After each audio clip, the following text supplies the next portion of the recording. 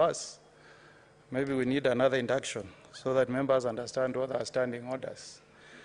So I don't see any standing order, and I'm sure, Mr. Speaker, you will agree with me, so I'll ignore and proceed. Mr. Speaker, I'm reading what is in paragraph 10 of His Excellency President William Ruto's speech. He says we have to dislodge ethnicity as the central organizing principle of our politics. And he says we need to do away with the politics of exclusion, politics of discrimination, politics of tribalism.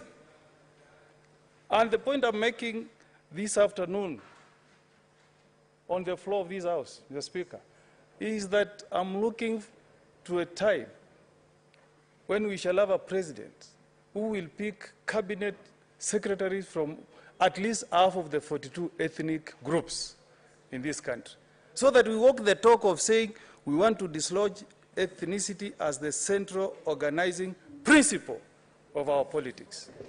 That's the point I'm making, Mr. Speaker. Mr. Speaker, we want our children to also grow knowing that even if they were born in Nyamira, we may be as a minority with 1 million votes, Mr. Speaker, but they have a right also to get an opportunity to serve in cabinet, Mr. Speaker. Mr. Speaker, on Sunday, I believe, I was watching television, Mr. Speaker, and I saw the senator for Tana River, who comes from one of the most marginalized areas. He was protesting, Mr. Speaker, and asking, of the 22, at least one should have come from Tana River, Mr. Speaker. And I support Senator Mungatana. That exclusion is not right, Mr. Speaker. That exclusion is not right, Mr. Speaker. So, Mr. Speaker, Senator Chelagay Samson.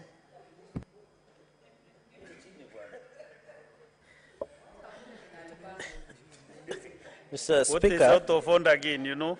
Mr. Because Speaker, members, I think, you should wait for your time to contribute.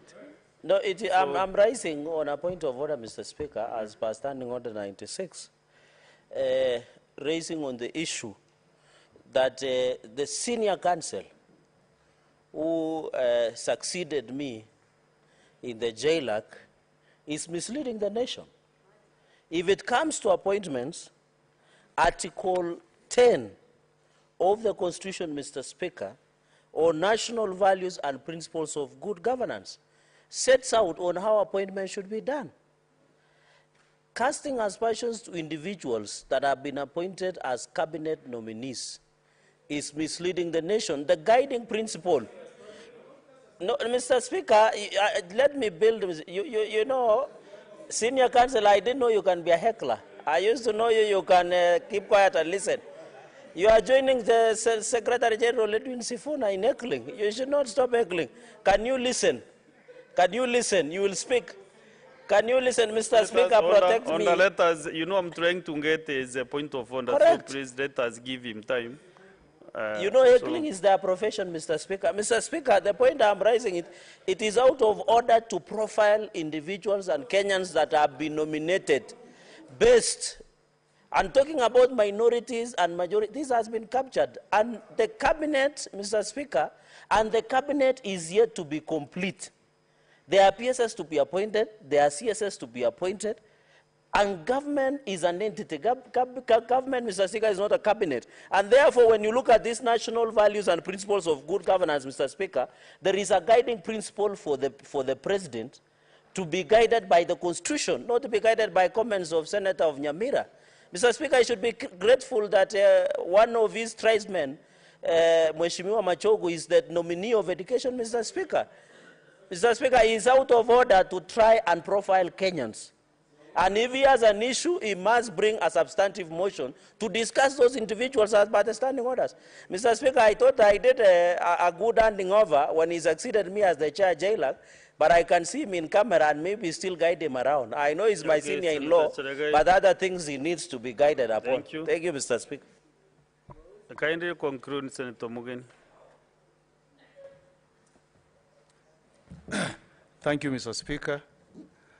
And I'm happy that you have, by your ruling, you have made the conclusion that there is no substantive point of order that was raised by my friend Chelagay. Senator Cherargei. So, Mr. Speaker, not to belabor that point, Mr. Speaker, let us build a country that values all the 42 ethnic groups, Mr. Speaker. That's the only time we'll be able to walk the talk when we say that we want to give equal opportunities to all Kenyans. So I'm urging His Excellency the President, because he has still time, let him go back and reconsider the issues that have been raised by people like Senator of Tana River, Senator Mugatana, and have a cabinet that represents all the 42 minorities of this country. That's the only time, Mr. Speaker, we will all have a sense of belonging and a sense of acceptance as Kenyans. Mr. Speaker, the next point I wanted to speak, Mr. Speaker, is when we say, Mr. Speaker, when we say that we want to respect the independence of the judiciary, Mr. Speaker, let that include the culture of us respecting decisions emanating from our courts of law. Mr. Speaker, not one, not twice, the High Court has ruled that the position of cabinet administrative secretaries is illegal, is unconstitutional, and it has no space in our Constitution. Mr. Speaker, we know that if you read the Constitution from Article 152 all through to 155, Mr. Speaker, we know the positions that create the cabinet. 152, Mr. Speaker, as the President, as the Deputy President, as the Attorney General, as ministers that are available for appointment by the minister. 154 as Secretary to the Cabinet. And more importantly, Mr. Speaker, 155 says that there will be principal secretaries who will be the administrators of these ministries. So, Mr. Speaker, this thing we hear called cabinet administrative secretaries has no space in our Constitution, Mr. Speaker. So if the President has told us in his speech that he wants to respect the independence of the judiciary and respect the decisions coming from the judiciary, Mr. Speaker, let us have a President who will exercise his powers as permitted within the confines of our Constitution. Mr. Mugeni, do you wish to be informed by Senator Cherargei? Is a point of information? You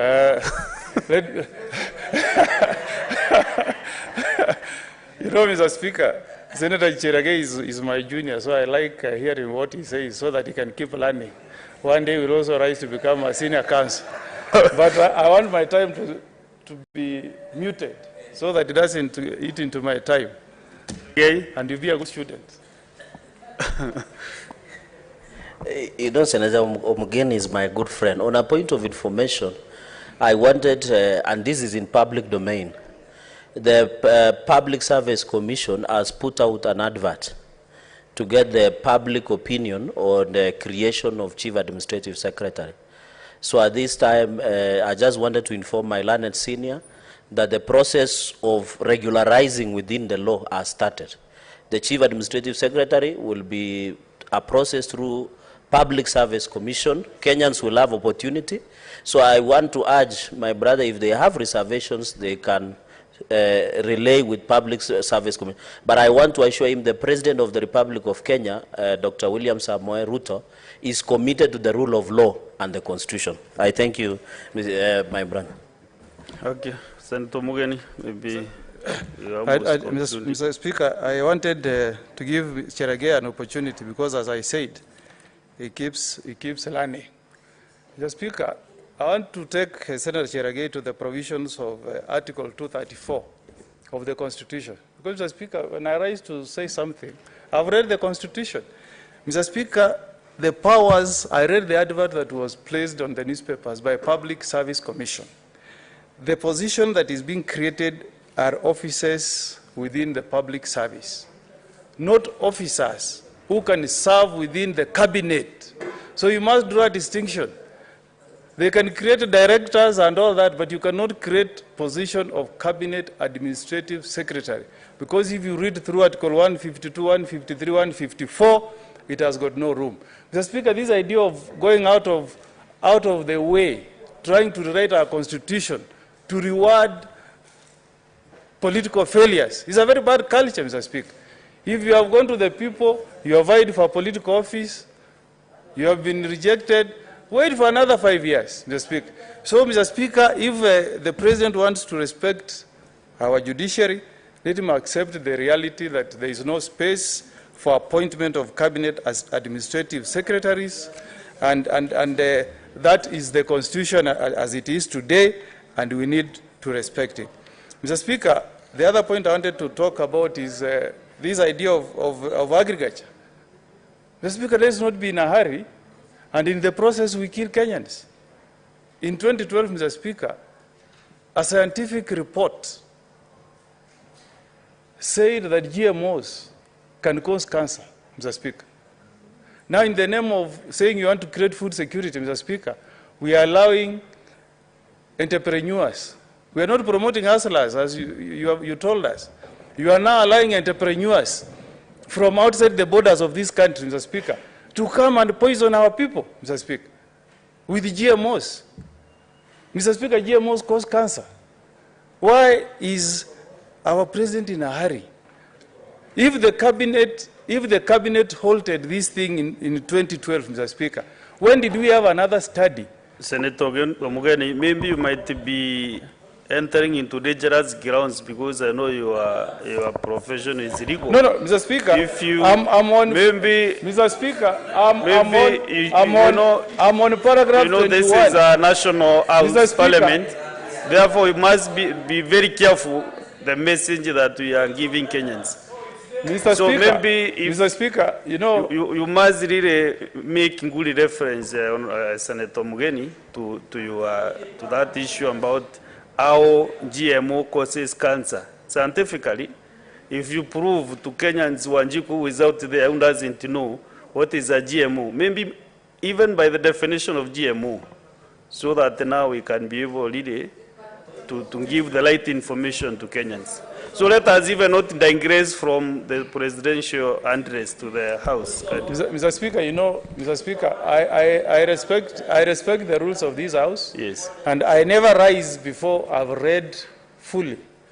Do you have some literature on GMO and how they can GMOs cause cancer? Read paragraph 21 of His Excellency's speech. No, I'm asking about how GMO can cause cancer. You can look for page 21, Mr. Speaker. And you know, Mr. Speaker, when I speak about this, I'm passionate. Because, no, Mr. my problem, when I'm presenting this House, Senator Mugeni, you know, I've given you a lot of latitude this afternoon. Because when I was in the other House, I really used to enjoy your debates. But now, when I'm presenting and then you make some references that might mislead Kenyans, that is my problem, my only problem. So maybe if you, Honorable Chalge, the chair is, so I wanted to know whether maybe you have that reference. Maybe if not today, you can be able to put it tomorrow or the day after tomorrow about cancer. That's scientific evidence that GMO can cause cancer. Mr. Speaker, maybe the best way to prosecute that issue is that I will reserve my comments on that matter till I bring a substantive debate on that issue now, before the floor. Okay, proceed. So, Mr. Speaker, as I conclude, Mr. Speaker, and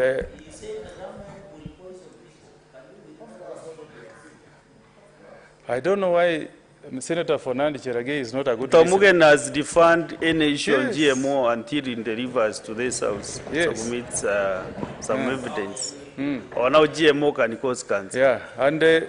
So Speaker, let's not go back there. Yes. And Mr. Speaker, as I conclude, Mr. Speaker, His Excellency the President has talked about his pledge to the small traders, to the hawker, to the mamamboga, to the makanga. Mr. Speaker, we were told that the Hustler Nation will be a government formed by hawkers, hecklers, the mamambogas, Mr. Speaker. And we were told, Mr. Speaker, that in the last government, BBI was about sharing positions. But, Mr. Speaker, I have not seen any mamamboga in the cabinet. I have not seen any hawker in the cabinet. Instead, Mr. Speaker, what I have seen is a sharing of positions, Mr. Speaker. So the president should not leave. The president, Mr. Speaker, is leaving behind the hawkers, the people who put him into office, Mr. Speaker.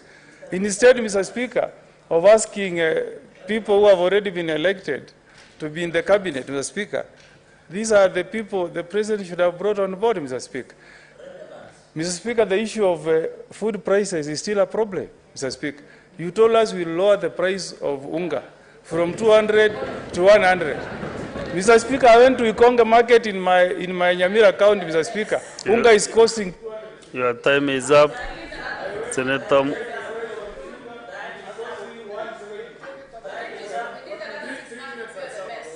No, your time is up, Senator Mugeni, kindly. Let us give other members also time to contribute. No, next time I will. I will be very magnanimous. Next time I sit here, I will give you some more time. Thank you, Mr. Speaker. Thank you.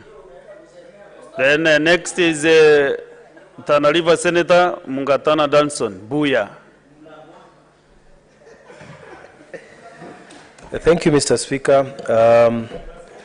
Mr. Speaker, I want to take this opportunity to thank His Excellency, the President, for his exposition of public policy and where he needed us as the House, the desire of the people of Tana River and many of these other people from these arid and northern arid areas, that, Mr. Speaker, this Marshall Plan be done as fast as possible.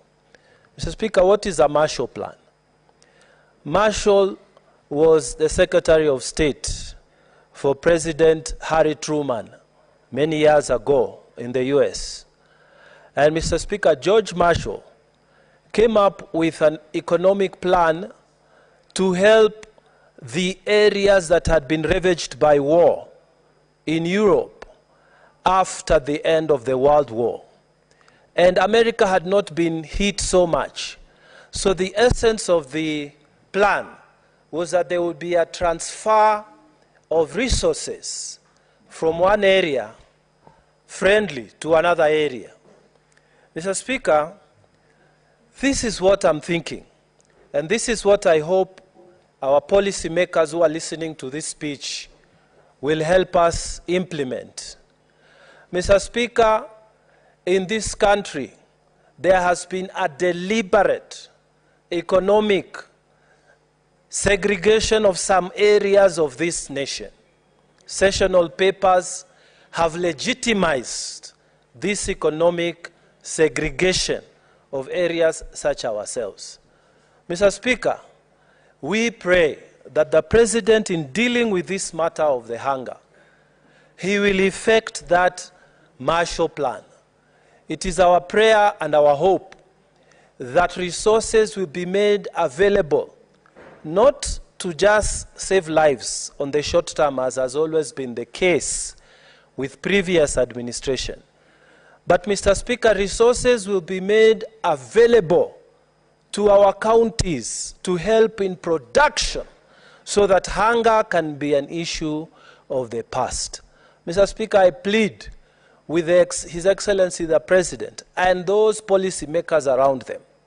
The time has come that we should do away with the mentality of those sessional papers that legitimized the separation, economic separation of people within this country.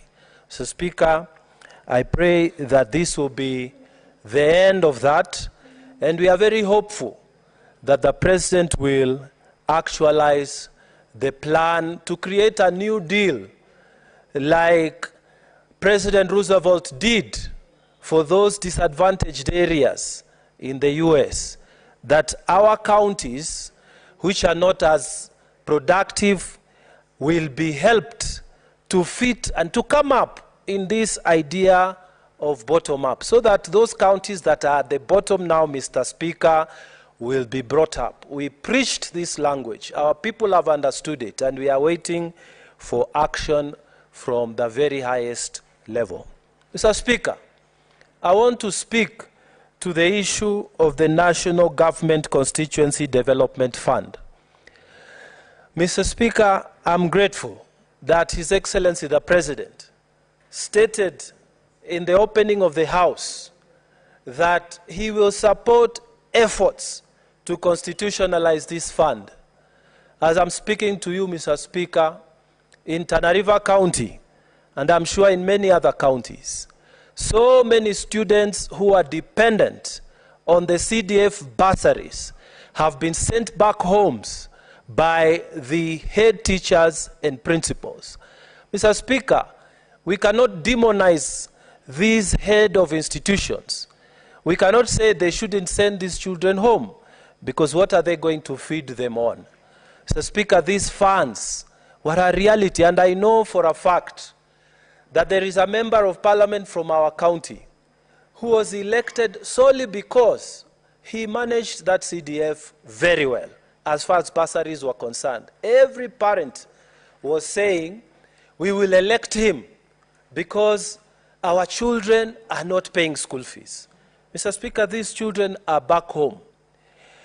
Mr. Speaker, the President, and I know he's listening, must do something to the millions of Kenyans, not just in Tana River, but the whole country who are back at home. We as legislators, even our governors, we don't have the resources to pay for each and every individual to send them back to school where they belong.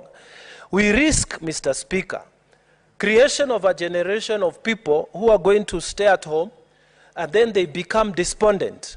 They will go back to doing all the things we told them not to do. They will start engaging in activities that we as parents do not wish them to engage in. So, Mr. Speaker, I pray that on the floor of this House, as I plead with the government, that, Mr. Speaker, temporary measures will be made between the Treasury and the Ministry of Education, that funds will be transferred to these schools. Those funds that Mr. Ukuri Yatani, the CS for Education for Treasury, told us he has not released them because he's waiting for an interpretation through the Attorney General of the opinion of the Supreme Court. We want, as that process is taking place, that intervening measures can be made, Mr. Speaker, that our children will not miss school. And I know that it is possible because this is a hustler's government. And they know what our people are going through now, Mr. Speaker.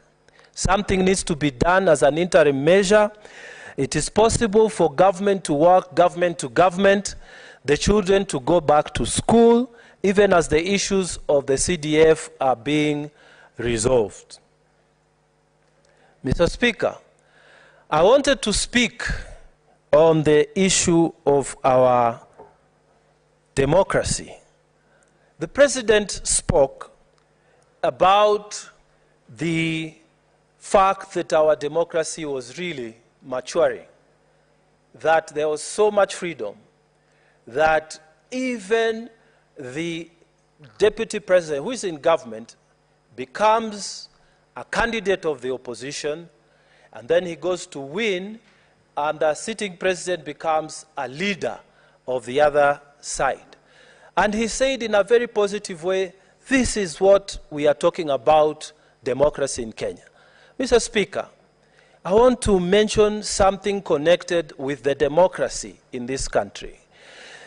We must legislate to increase the space for participation rather than reduce the space for participation. And in this occasion, Mr. Speaker, there was a judgment that has gone into everybody in this country about the qualifications that are requisite for somebody to run for governor. Mr. Speaker, in my opinion, I think we should continue to legislate in such a way that we increase the space and we don't reduce the space. Governors, people who have become governors have left this house.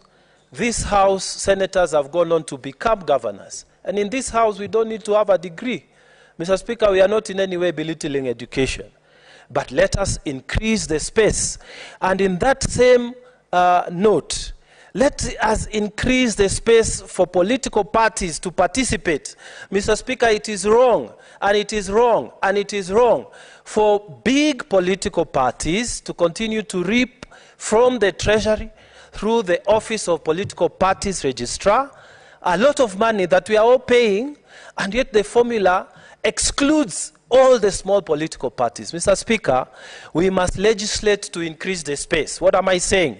I'm saying if political parties present presidential candidates, they must be facilitated, whether they win or not. And if, Mr. Speaker, we are not going to get people being given facilitation because they are small, then let's all of us not have facilitation. Let the field be leveled. It is wrong for certain political parties to have billions they are owed by Treasury, and others which are coming up having nothing. Mr. Speaker, when do we grow political parties? When do we grow political space? Let us legislate in this country to increase the space rather than to decrease the space for democracy to flourish in this country. Mr. Speaker, I beg to support. Thank you. Next, we have nominated Senator Oyomo Beatrice.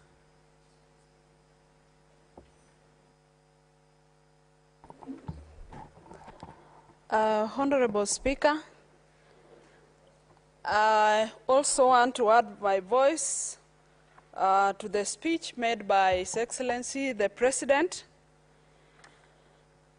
I want to start by saying that His Excellency, the President, made notice of the growing confidence in the contribution of women leadership in decision-making in our governance and the political institutions. He not only made reference to the growing number of women that were elected into Parliament and gave numbers, although the numbers are still insignificant, Honorable Speaker. My contribution is to the fact that in leading this country and having taken cognizance of that fact, I would like the President to demonstrate that contribution of women in the coming appointments that he will be making. I'm happy that a number have been made, have made it to the nomination list of the CSS. I want to state that the Kenyan women are looking forward to getting more names of fellow women in the forthcoming appointments that he'll be making as he firms up his government. Secondly, Honorable Speaker, the President laid his mission to dramatically scale up productivity in agriculture, fisheries, and pastoralism for sustainable economic growth, for food security, and for economic incomes. Honorable Speaker, the mention of fisheries excites me because I come from the Lake Victoria region. According to the Executive Order Number 1 of 2022, fisheries is listed under the State Department for Blue Economy in the Ministry of Mining, Blue Economy, and Maritime Affairs. Honorable Speaker, I want to state that there's all the reasons for retaining fisheries as a department rather than having it domiciled in other sectors. It is worth noting, Honorable Speaker, that fisheries of Lake Victoria accounts for such a high percentage in the total quantities and the total value of the national fish catches, respectively.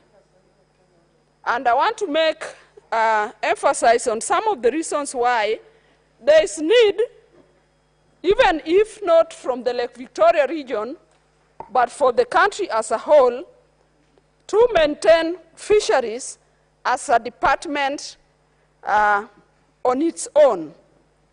Fishing has a significant role in the provision of food security in this country, an area which His Excellency the President also mentions. And Honorable Speaker, removing fisheries as a distinct department, really the participation of this at the Lake Victoria Fisheries Organization, which is a regional organization, would be severely demeaned.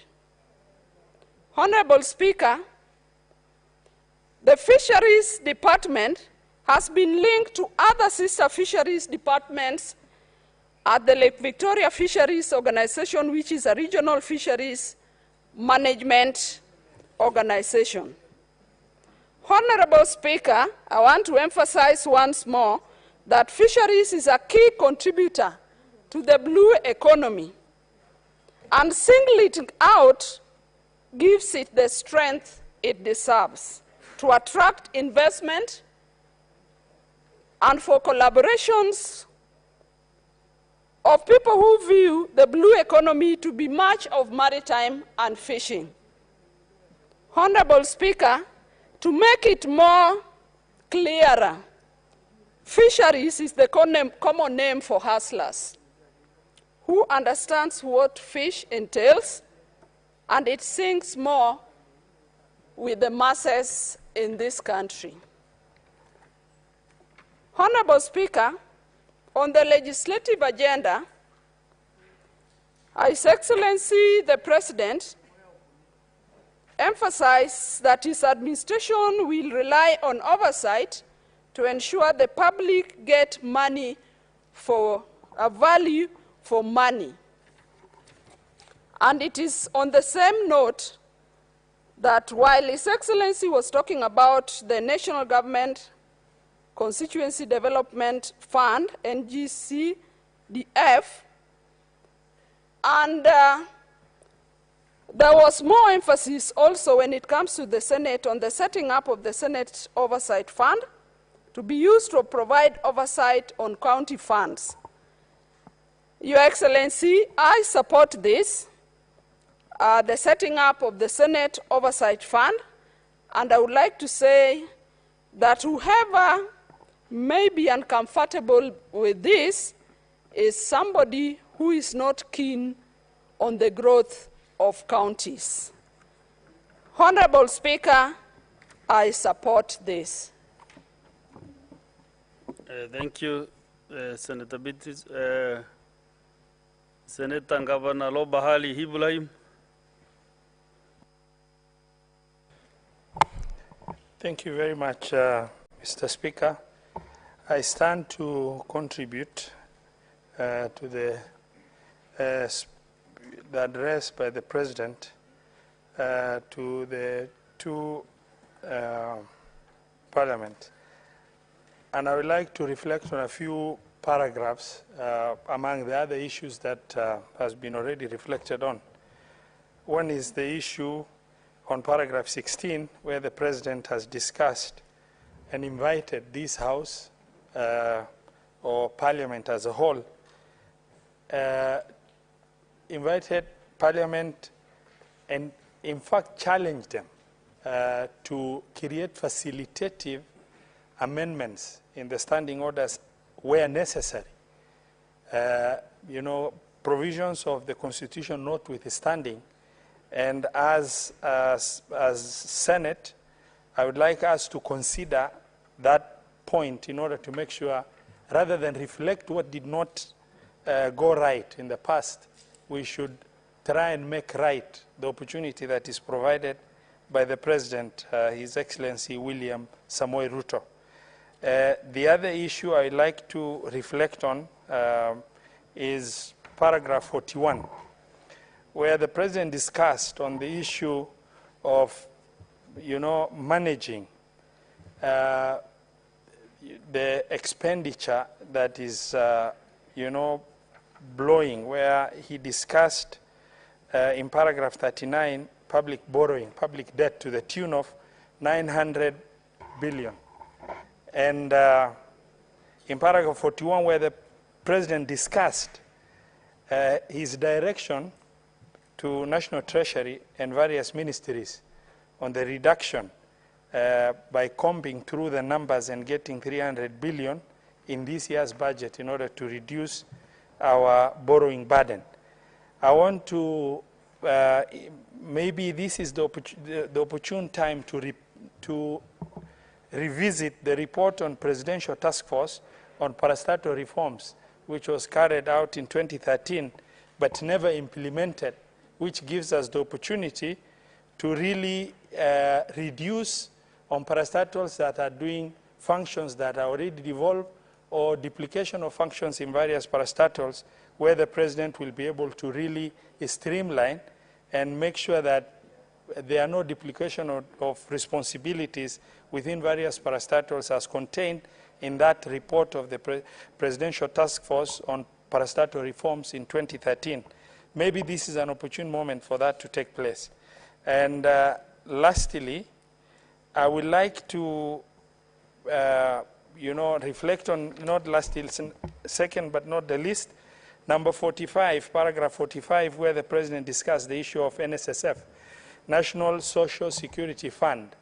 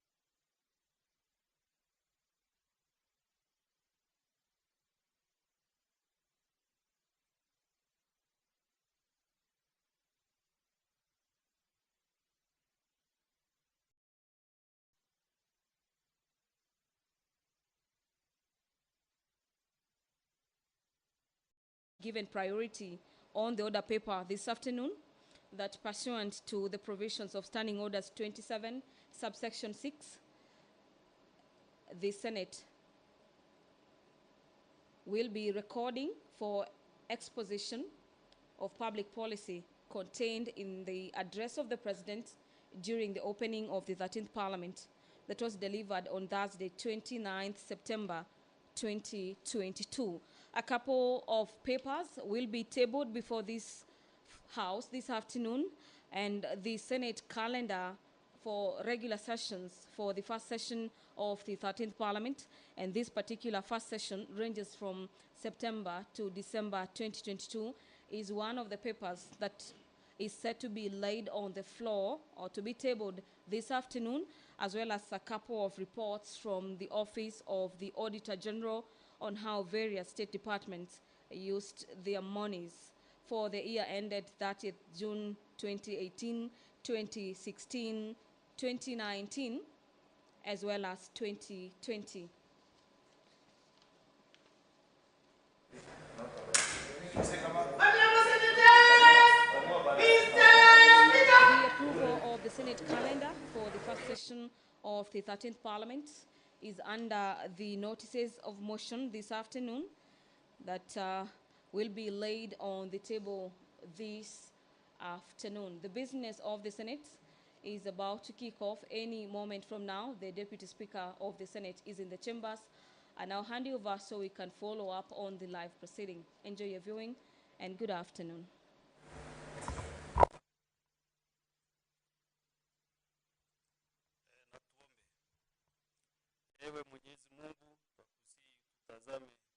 Kwa neema nyingi na baraka sisi watumishi wako ambao umeridhika kutuita kwa nyadhifa za uongozi katika jamhuri hii yetu. Tunakuomba utujalie tuyatende na kufikiria mambo yote atakayofikishwa mbele yetu kwa njia ya haki na uaminifu, ili kustawisha amani, ufanisi na heri ya nchi yetu na wale ambao haja zao umezikabidhi mikononi mwetu.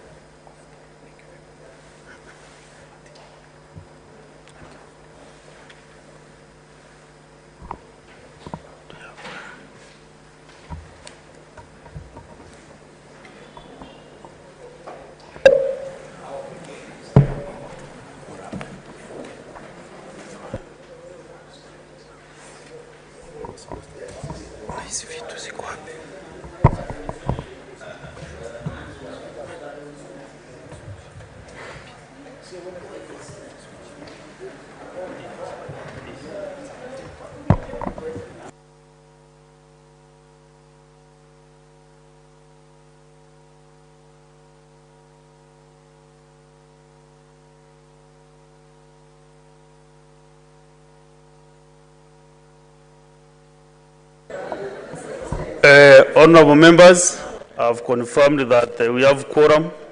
Let's proceed.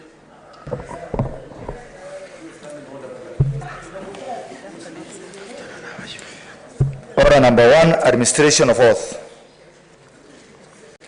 Order number 2, communication from the chair. Honorable Senator, can you make your way kindly?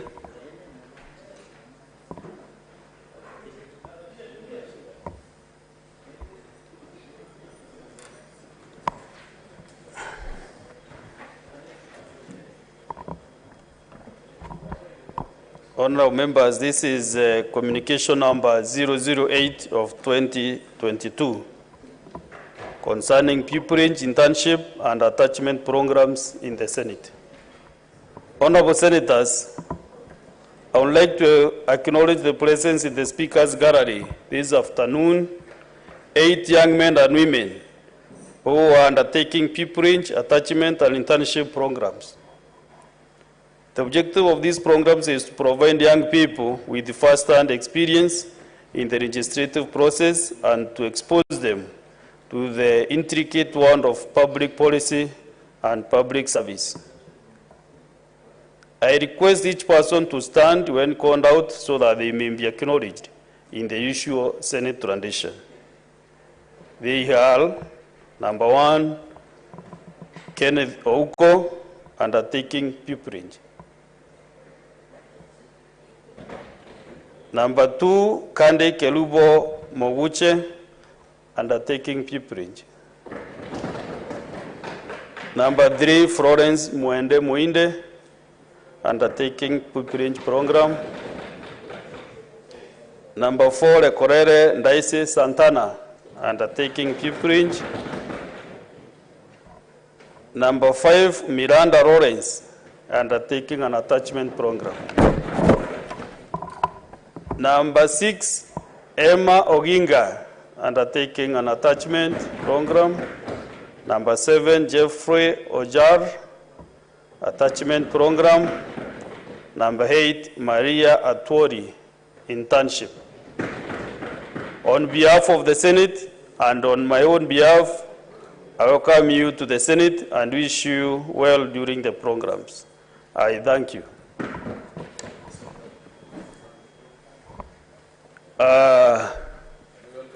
Yes, Honorable Majority Leader.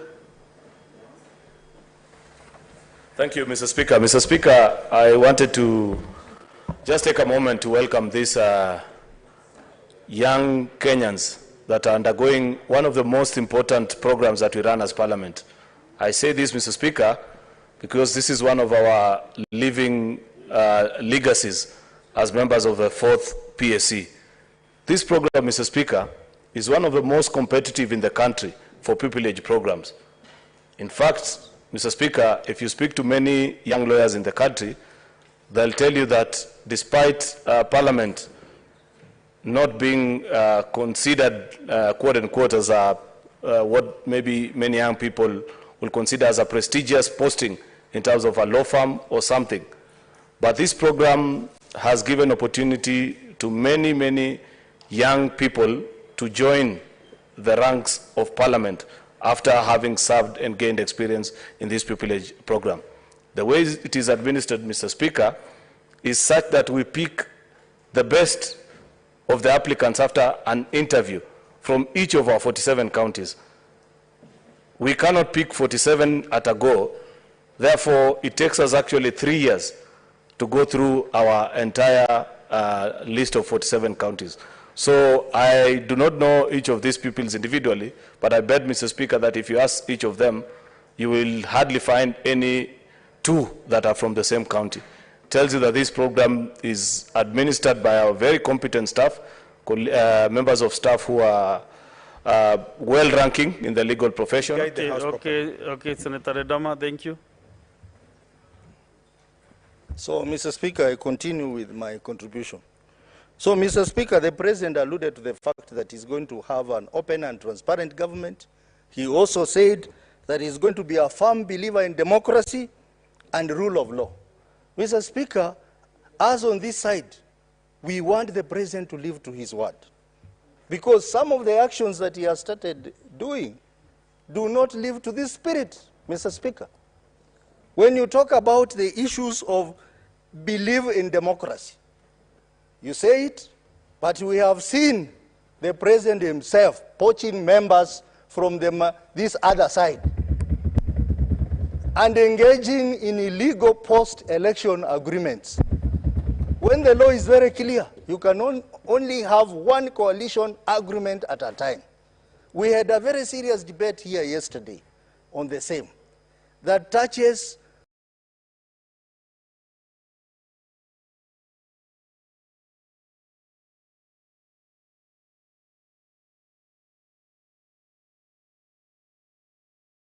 we saw NSSF during Kanu government. How money was stolen in that institution. We cannot say we want to put more money in NSSF without restructuring NSSF, without removing corruption, without removing misplaced investments that happen in NSSF. So we are saying, Mr. President, it's good to increase the deduction to NSSF, but make sure that that NSSF is restructured so that Kenyans have confidence to put their money in it. Mr. Speaker, the President also talked about Hustlers Fund. I want to join my colleague and my friend, Senator Khalwari, that unless we have a proper legislation in place, proper structures in place, this will be another avenue for corruption. So this House, I beseech you, let us not appropriate any money, the Parliament, National Assembly, and even this Senate, to this fund without a proper legislation and structures in place. Because we are no longer in the campaign environment. We are now working for Kenyans. And therefore, we must ensure that there is value for money and the proper accountability of the funds of Kenyans. Mr. Speaker, I'm so disappointed with this speech, because in his speech, he never talked about corruption. And this has been the tendency of the other side. In their rallies, in their meetings, they don't talk about corruption, because they are beneficiaries of corruption. We expected the President to tell us one way of ensuring that this country has money is to fight corruption. Because we are told this country is losing 2 billion shillings a day. In a year, it's about 700 billion shillings a year. This is enough money to inject into the economy and improve this economy. So we are wondering how the President is going to implement all these promises he's giving us without fighting corruption, Mr. Speaker. Senator Boni Karwale, what Because is out of order? Fight against corruption is key And also and is a cancer in this country, the standing order that you are standing on. Mr. Speaker, the honourable member... Which is standing order? Mr. Speaker, sir, I look at standing order number 98. And number 98, Mr. Speaker, with all due respect, does not ask any senator to state any standing order, but to explain. So, Mr. Speaker, be that as it may, Mr. Speaker, this is important. We are all united here to fight corruption for a better Kenya. So when a member of this Senate alleges that we are corrupt, and he knows that the 2 billion shillings he's saying that was getting lost every day was at the office of the President of the handshake government, the same handshake government, Mr.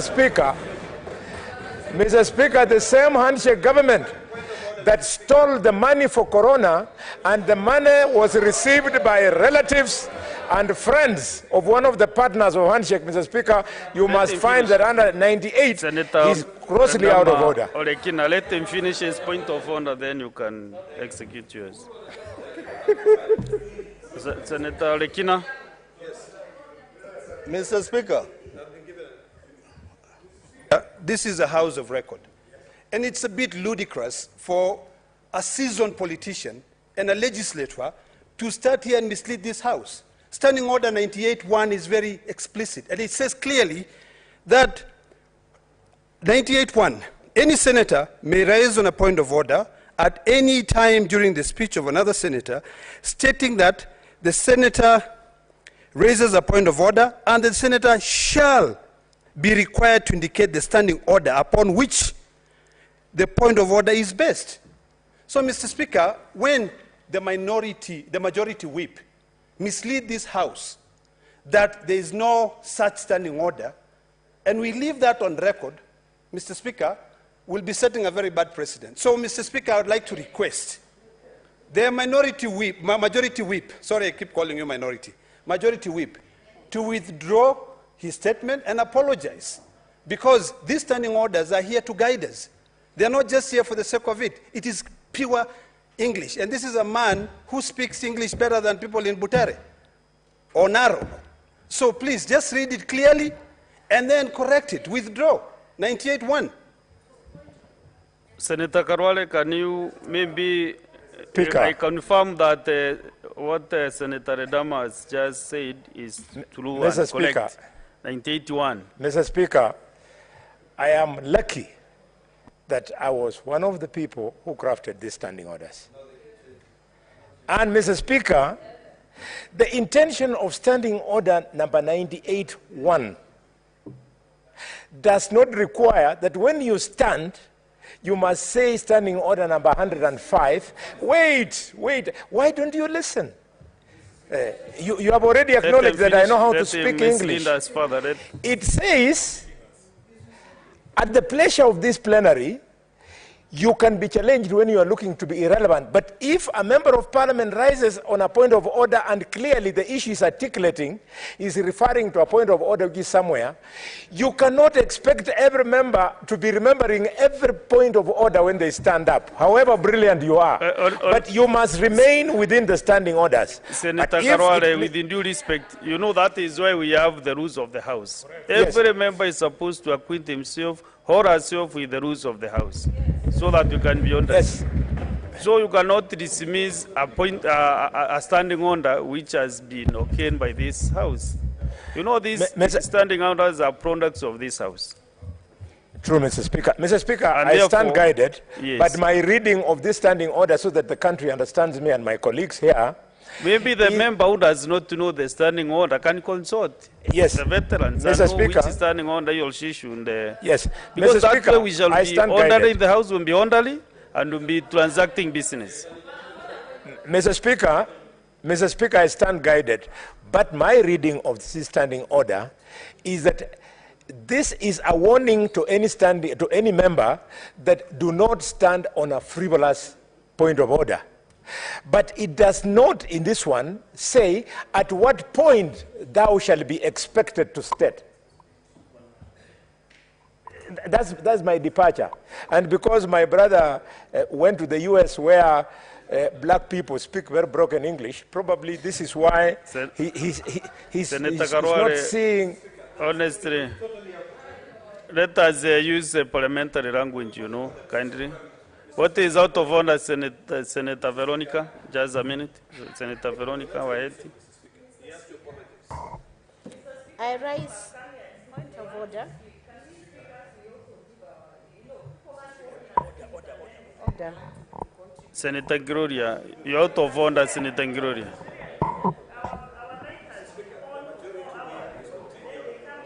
Members are raising on a point of orders. If you have one, I'll give you an opportunity as well. Okay, Mr. Speaker, Senator sir, Veronica. if I have the floor, I raise under Standing Order 105 to respond to Senator Otsotsi in respect of his reference to the loss of 2 billion shillings per day. Mr. Speaker, Standing Order number 105 indicates that a senator shall be responsible for the accuracy of any fact that the senator alleges to be true and may be required to substantiate any such facts instantly. Mr. Speaker, sir, I want to bring it to your attention that the statement that has been thrown to the floor of this House has no relevance absolutely to the current speech of the President and must be withdrawn. And I want to invite you, Mr. Speaker, sir, that under Standing Order 105(2), if a senator has sufficient reason to convince the Speaker that the senator is unable to substantiate the allegations instantly, the Speaker shall require that such senator substantiates the allegations not later than the next sitting day, failure to which the senator shall be deemed to be disorderly within the meaning of Standing Order 121, unless the senator withdraws the allegations and gives a suitable apology if the Speaker so requires. I want to invite you, Mr. Speaker, to request the Honourable Senator to withdraw that statement as unbecoming, not relevant, not part of the speech that is before the House, and to give a suitable apology under that standing order.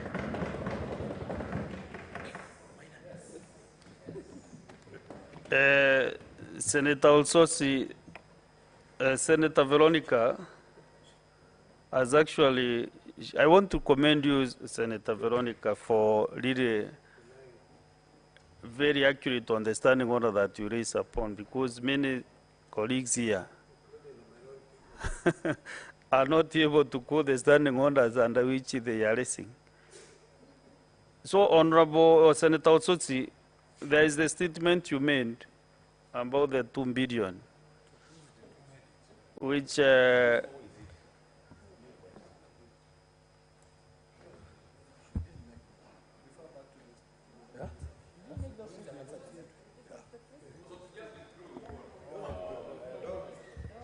let me get the fact right, Senator Veronica. Who is supposed to substantiate this matter? Because I'm told assistance that is Senator Mboni Karwale, who talked about the 2 billion. Yes.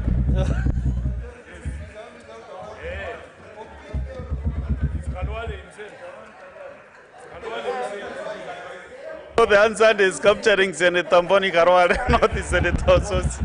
Mr. Speaker, sir, just to remind you, and you can confirm, that statement has been given by Senator Otsotsi. This is a house of integrity. He's the first one to refer to it.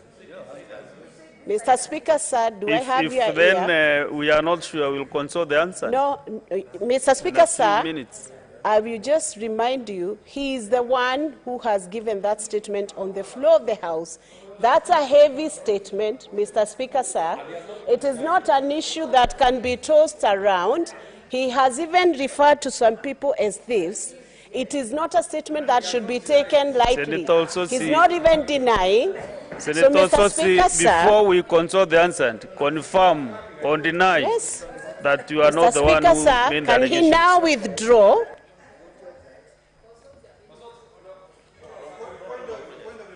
No, Senator Otsotsi, can you, before we consult the answer, and you know, because I'll ask the clerks to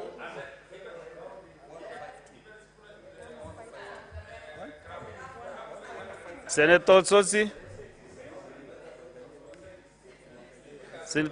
can you kindly confirm or deny that you did not make such allegations? And then the consequences, you know, will follow you. No, I'm Senator Otsotsi. You either confirm or deny that you did not make such allegations before we consult the answer. Mr. Speaker, Mr. Speaker, if the answer is produced, I can remember what I said. I said we have been told. We have been told. And then my good friend Halware came in and gave specific information. So I think I have nothing to substantiate. I have nothing to substantiate. You know, Senator Otsotsi, you know the consequences. Yeah. And then, Mr. Speaker,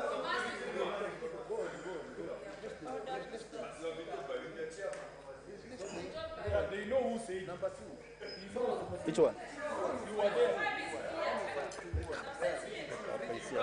Mr. Speaker. Yeah, sure.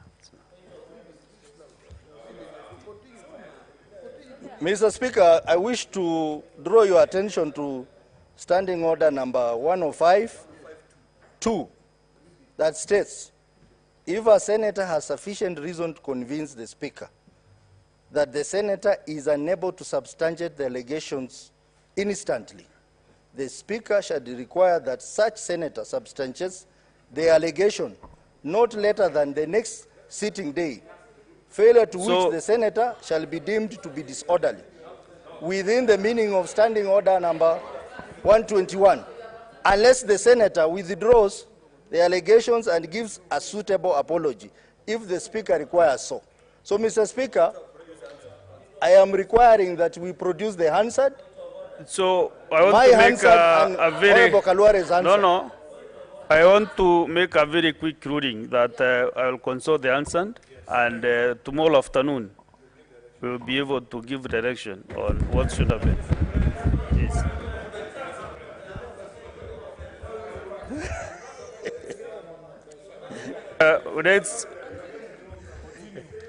Thank you, Mr. Speaker. Mr. Speaker, you know, I think this is just a strategy to That matter eat is into my already time. ruled. I've already ruled on that matter. But nevertheless, I will continue. Who was on the floor? I was on the floor. Yeah, finish. Kindly finish up. Very Mr. fast. Speaker, Mr. Speaker, I require your protection. I require your protection. On the matter of consulting the answer, I think I've made the right ruling. Yeah. Let me proceed then. But what? Mr. Speaker, Senator made what I made the ruling. That you should just press the intervention key and please keep quiet. Please. Please. Yes. No. You press and wait for your time for intervention. Mr. Speaker, Mr. Speaker, I need your protection from members on this other side. I told you to proceed, Senator. So what is the problem? From your shouting. Mr. Speaker, just to wind up my contribution, we had a lot of expectation when we went to listen to the president. But some of us left there very disappointed. Because one of the expectations I had as a senator representing the people of Vihiga was for the president to tell the House a lot more about the bottom-up economic model that they were telling us during the campaign. How are we going to legislate about it? How are we going to put finances in it? The president did not tell us anything about it. Senator Medhu Nyandarua, what is out of order again? Thank you very much, Mr. Speaker.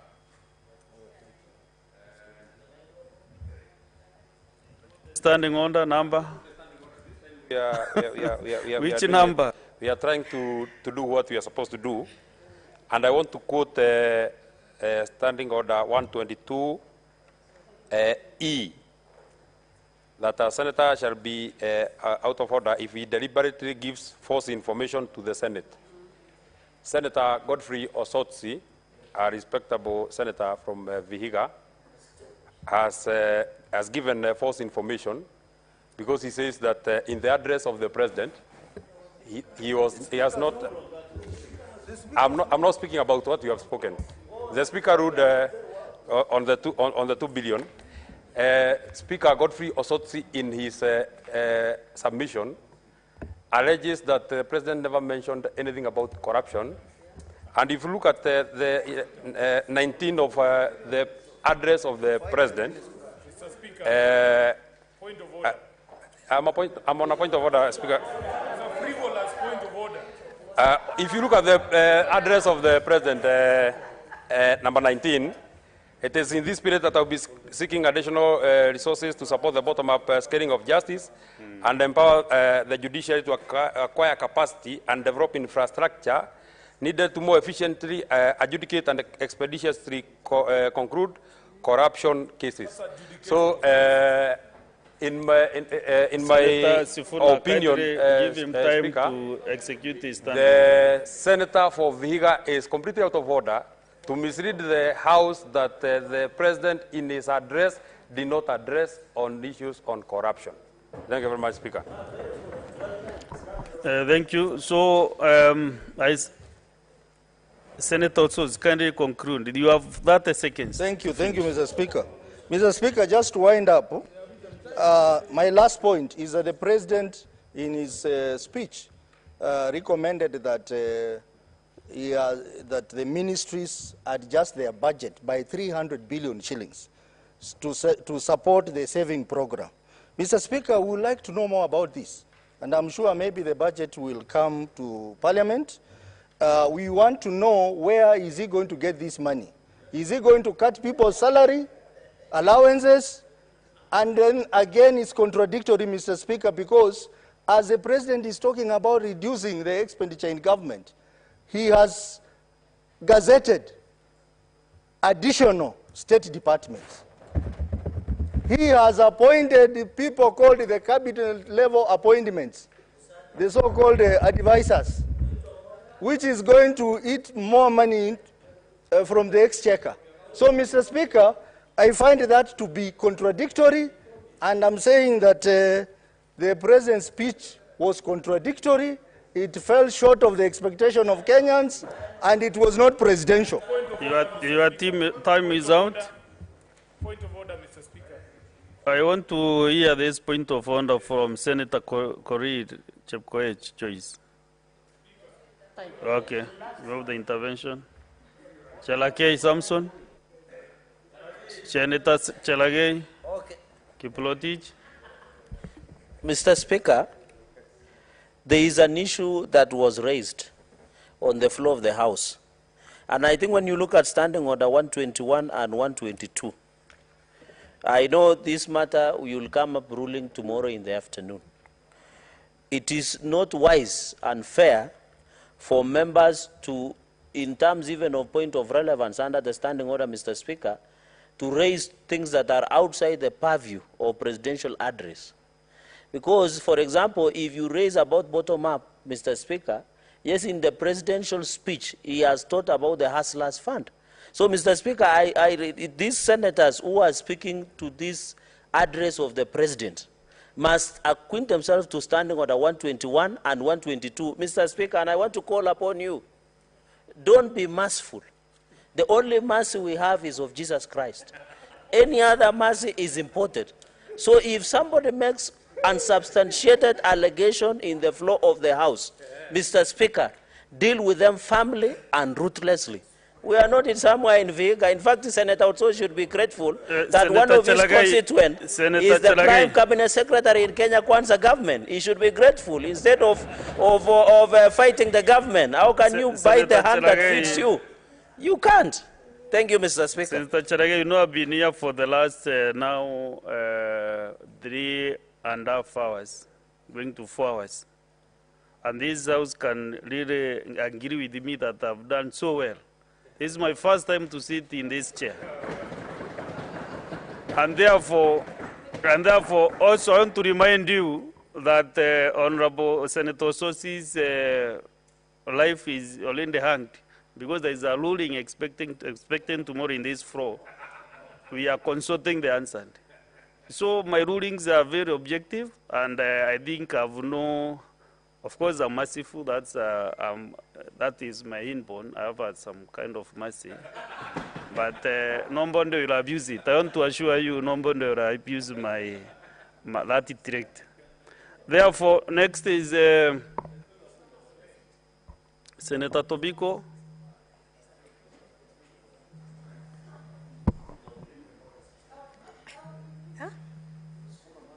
All right. Thank you very much, Mr. And I Speaker. said, members, if possible, you can save a few minutes so that other colleagues can also be heard. Thank you, Mr. Speaker. Mr. Speaker, I rise to support the motion on the presidential speech to both houses of parliament, Mr. Speaker. Mr. Speaker, I heard the Honorable Osotsi, let me just begin from there, saying that the President did not expound on the bottom-up economy that the hustler movement have been talking about to Mwananchi. And I thought it's good to just tell the Honorable Osotsi, the good senator of Vihiga, who also served with me at the National Assembly, that actually the president's speech was full of the bottom-up tenets that we had told, that we sold to all Kenyans, and that Kenyans bought and elected Dr. William Samoei Ruto as the President of the Republic of Kenya. And I'm going to mention a few, so that I don't go into the entire speech. I'm going to mention a few of what the hustler movement or the hustler leadership promised Kenyans. And some of the low-hanging fruits that have already been, implemented and have already benefited Kenyans. There is the cheap fertilizer that the President had talked about through and through. And the first thing he did when he got into office was to lower the pricing of fertilizer by around 2,000. I think by the time we were campaigning, it was around 6,500, I think. And now ASAC is going at around 3,500. So that is one of the many things that compose of the bottom-up economy. because we want productivity, and I think the President had also elaborated a lot on emphasizing productivity, agricultural productivity, both farmers, livestock, and fishing in this country instead of subsidies on foodstuffs. And I think we are in the right direction, Mr. Speaker, that the President started actually immediately he got in, and Kenyans right now, hopefully when we get into the rain season, productivity is going to improve in this country in all sectors, whether it is in the fishing communities, whether it is in the farming communities or the pastoralists, Mr. Speaker. Mr. Speaker, the President had also mentioned a lot and emphasized on affordable housing, which is also quite elaborated in the presidential speech, Mr. Speaker, that all Kenyans deserve, and according to the Constitution, have the right to affordable living, decent housing. And that is why the President appealed to both houses that we should embrace and enhance the government policy on affordable housing, so that every Kenyan can afford a house, can live in good conditions, can be in homes that have running water and electricity. In this speech, Mr. Speaker, that one is also very much elaborated. Mr. Speaker, in the presidential speech, Mr. Speaker, there was the issue of the Hustler Fund. It is really one of the main things of the bottom-up economy that we were talking about during the campaigns. And the President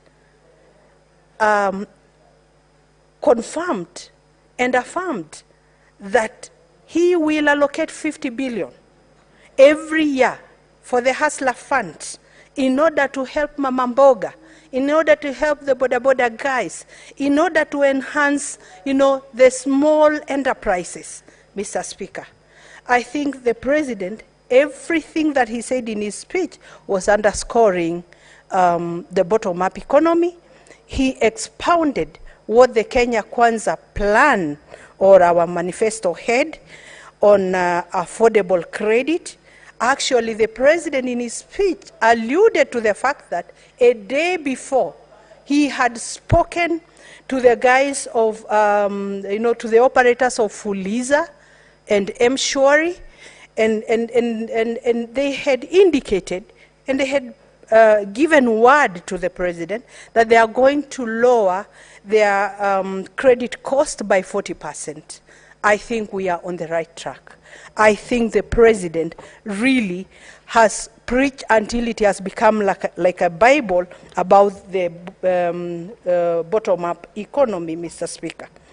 Mr. Speaker, the President began by appreciating Kenyans and the members who got elected, and the steps we have made as a country, particularly in having women in leadership. The constituency holders have increased to around 29 from what was there initially around 23. The retention in both houses, the Senate and the National Assembly, is much better than it was before. But Mr. Speaker, I had something to say about the women in elective positions.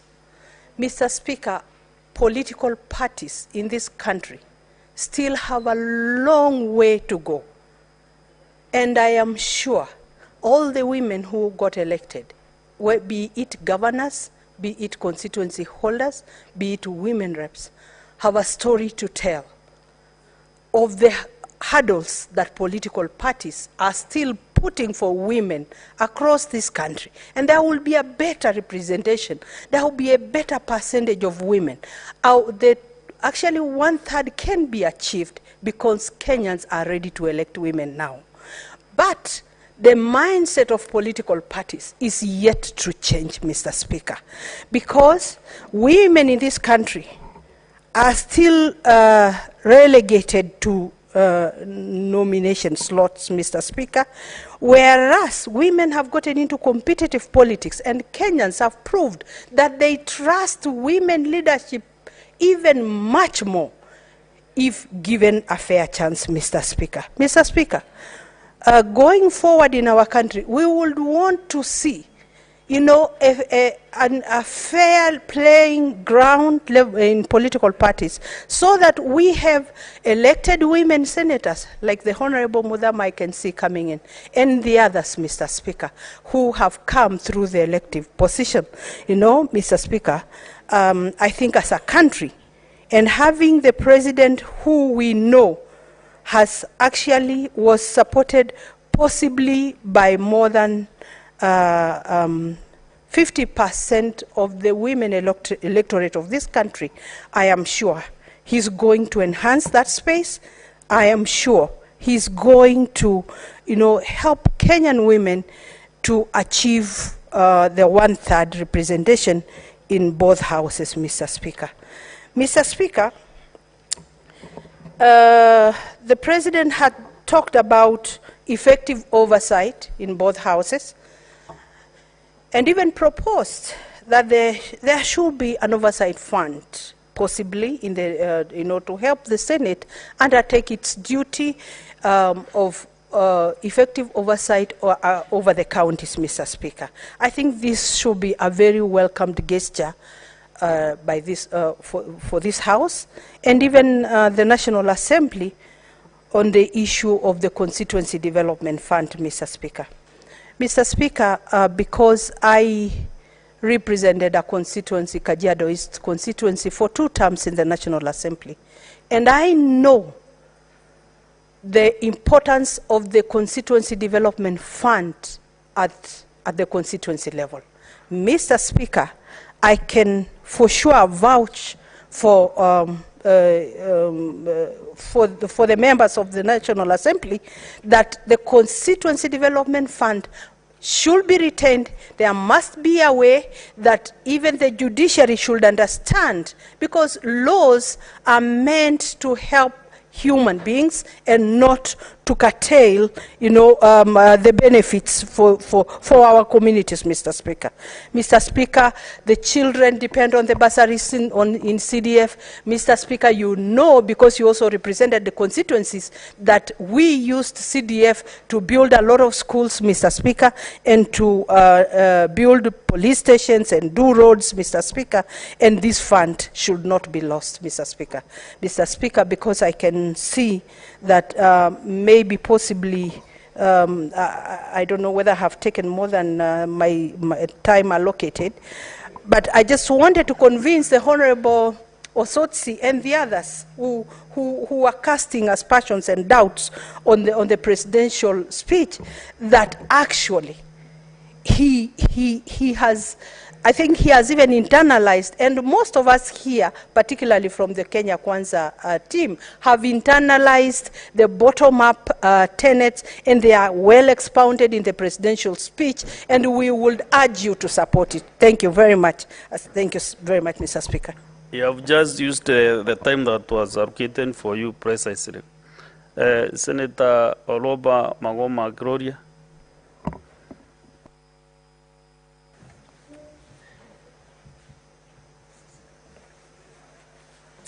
Thank you, Mr. Speaker, for this opportunity, finally. I want to just mention a few things about the President's speech, particularly about the 50 billion Hustlers Fund. One of the observations that I think that has been made in this House previously on the funds that have been there is that they're not really sustainable. Uwezo Fund that was supposed to be a revolving fund was actually misused and politicized. And so this is actually very refreshing to know that we have a government that is willing to cure the problems of the existing funds. And I actually want to take this opportunity to urge that when that piece of legislation, because it will come to the floor of the House, when it comes to the floor of the House, that we push, that we ensure that we are curing the problems that the likes of Uwezo Fund and Youth Fund and the Women Fund have. You will note that as a nominated senator who was nominated under the gender top-up, but actually I'm a youth advocate and has been pushing for the empowerment of youth. One of the things that has been a big problem with empowerment of the youth in terms of funds is that there is no sustainability of the same. And speaking to the President, His Excellency William Ruto, we discussed on issues on how this fund is going to be dispatched. And I'm glad that in his speech, he actually articulated that one of the things that they are going to use or to push is that we will use technology to push for this fund in terms of management of the fund, in terms of distribution of the fund. And I just want to say, and I hope that when the piece of legislation comes to the House, that I will be supported, that it is time that Uwezo Fund and Youth Fund and Women Fund and any other existing fund that has not actually been impactful, I hope that we will be able to collapse it and replace it with the Hustlers Fund, with the intention that any beneficiary of that fund would at least at the bare minimum undergo a training, a basic business training, such that, because if you read from the speech, it says on 28 that my administration will allocate 50 billion every year to the Hustlers Fund from the micro, small and medium enterprises so that they can access a start and to expand their businesses. Mr. Speaker, you'll find that for Uwezo Fund, we were actually being encouraged to go as groups. And once they go as a group, they get whatever money is there, they distribute the money, but there was no business that was being started. And at one point, politicians, some of them in this House, started using it as a sort of token to give to the electorate. But what they did not understand was that at the end of the day, when that fund ceases to be a revolving fund, then the same electorate will blame you for, impoverishing their lives. So for the Hustlers Fund, I think this is a good direction that we are taking. And I hope that my fellow senators will assist when the bill comes to the House, that we push that one of the legal frameworks that we'll place is that we have PPPs, that is the partnerships with the CBOs and the NGOs that are already offering free business skills training, such that it is a prerequisite before you receive that fund that you undergo a business skills training, a short course of 1 month, and that they receive. Another thing I want to touch on, and it's probably the last one, is on the digital technologies. In his speech, our president actually stated that digital technologies have become a critical player in economic growth. And it is time that we capitalize on them. I speak from a point of information. I actually, before I was a senator, worked as a manager of the data center of Facebook in Denmark. And one thing that I really hope we will practice political obscurity when that bill comes to this floor is that when we have to hold this big organizations such as Facebook and Google and Amazon accountable in terms of them remitting taxes to this country, that we will be able to vote as a House in the interest of the electorate and our people, because it is known that these organizations are currently not operating locally. They are based somewhere in a cloud abroad. That technically has exported the jobs that we have for the youth have been exported to these other places where they are operating. So I was very happy to hear that the digital economy is going to be, let's say, prioritized, because it is time that this House brings legislation that will hold these companies accountable, that will localize our data and where we store it, and also that we ensure our workers who at the moment, if you are aware, for instance, for Facebook, they are operating as a proxy in this company. And one of the things that they have done is that they have outsourced their employees. So therefore, you cannot sue Facebook when they are actually mistreating their employees. The employees do not have benefits in terms of housing, in terms of medical cover. They do not have benefits because they are operating as contractors. And so for me, I would say that it is a very good time to serve in the Senate because I am passionate about these things, and I really hope that when those bills come to the House, I already have tabled a bill in terms of localizing our data so that we can hold these companies accountable.